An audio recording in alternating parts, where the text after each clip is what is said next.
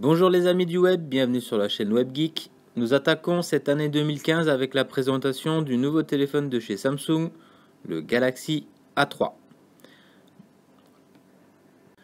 Donc Samsung nous sort en cette année 2014 un nouveau téléphone, un nouveau segment de téléphone qui porte pour l'appellation A, donc qu'on va retrouver avec le Galaxy A3 et le Galaxy A5, et il existe aussi le Galaxy A7 apparemment.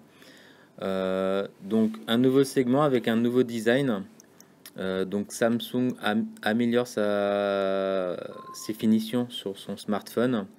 Donc on retrouve tout le contour, un châssis en aluminium qui permet d'affiner, d'alléger et d'être beaucoup plus joli, plus présentable qu'une finition plastique. Et en termes d'écran, toujours ce qu'il y a de plus classique, on se retrouve avec un écran de 4,3 pouces, super lumineux, avec une résolution qui est un petit peu moins bien que Samsung fait, mais on n'est que sur un entrée milieu de gamme sur ce type de smartphone. Donc on retrouve tout ce qu'il y a de plus classique en termes de connectique. Donc on va retrouver ici le chargeur micro USB, l'entrée micro, enfin la prise de son. On va retrouver ici la prise casque. Sur le côté, Samsung s'y met aussi, Nano SIM, et toujours un emplacement pour la carte micro SD. Le bouton verrouillé sur le côté, sur un petit segment comme ça, je ne sais pas si c'est vraiment utile de le mettre là sur le côté, ce qui serait très facilement accessible en haut.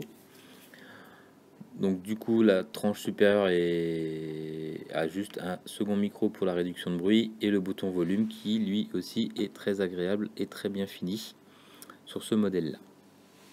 À l'arrière, un flash LED simple blanc, hein, pas biton, et un haut-parleur extérieur à côté de l'objectif. Donc on va commencer par les spécifications du Samsung Galaxy A3. Donc dans un premier temps, on a un écran tactile de 4,5 pouces en QHD pour résolution 960 par 540, qui est plutôt agréable, confortable au quotidien. Un peu moins précis qu'un écran HD ou Full HD, mais pour les personnes qui n'ont pas vu la différence, ça changera pas trop pour eux. À l'intérieur, on va retrouver un espace de stockage de 16 Go. Donc Samsung fait un effort en termes de stockage. Au lieu de proposer du 8 dans les téléphones milieu de gamme, on retrouve un 16 Go et un emplacement pour augmenter la capacité de stockage avec une carte micro SD. La ROM, on est sur 1,5 Go de RAM qui permettra de faire tourner sans problème la plupart des applications. Que ça soit du jeu ou des logiciels un peu plus gourmands sur Android. L'appareil photo, donc on a 8 millions à l'arrière, et pour les selfies, donc un smartphone qui est spécial selfie, on va retrouver ici un 5 millions de pixels qui est plutôt agréable, plutôt correct en termes de qualité photo.